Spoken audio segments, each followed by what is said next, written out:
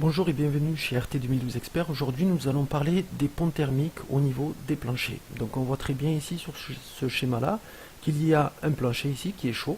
Donc, imaginons que votre maison est chauffée.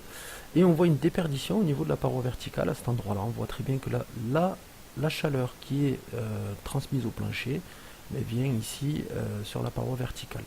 Donc, on le voit très très bien sur cette image ici. On voit sur caméra thermique que les planchers transmettre la chaleur vers l'extérieur, donc il y a une déperdition de chaleur. On le voit sur cette image ici, c'est un bâtiment, donc on voit à chaque étage des planchers qui perdent de la chaleur. Voilà. Donc les solutions, c'est l'érupteur de pont thermique, c'est une solution qui est très économique, facile à installer pour les maçons, c'est vraiment très pratique. Donc ce sont des morceaux de polystyrène qu'on va venir fixer sur les ourdis ici, et qui en périphérie du plancher vont venir arrêter cette transmission thermique pour éviter de perdre trop de chaleur. Donc il y a des rupteurs thermiques longitudinaux et des rupteurs thermiques transversaux. Le mieux c'est de mettre les deux. On peut paramétrer une étude thermique en mettant qu'un seul de ces rupteurs, mais c'est encore mieux si on fait tout le pourtour du plancher. Il y a une autre solution, mais qui peut être cumulée à celle des rupteurs thermiques, c'est la planelle isolante. C'est-à-dire que sur tout le pourtour du plancher, il va falloir arrêter le béton. Et on le voit ici sur cette image, qui est un peu petite d'ailleurs, ou celle-là.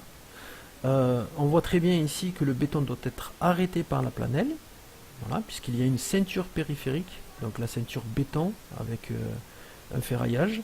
Et cette planelle isolante, ce qu'elle a de particulier, c'est qu'elle maintient une homogénéité et une continuité de votre isolation thermique en périphérie. Et ça, c'est un plus. Voilà.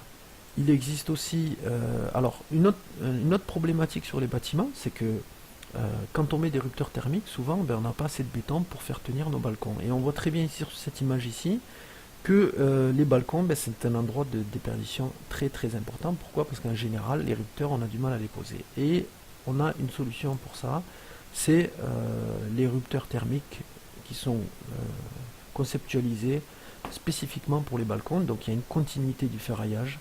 Il y a une solidité des rupteurs qui permet justement d'éviter tout ce qui est transmission de chaleur entre le plancher et le balcon. Donc je vous remercie de nous avoir suivis sur RT 2012 Expert. Rendez-vous sur notre site rt2012-expert.fr pour commander vos études. Merci, au revoir.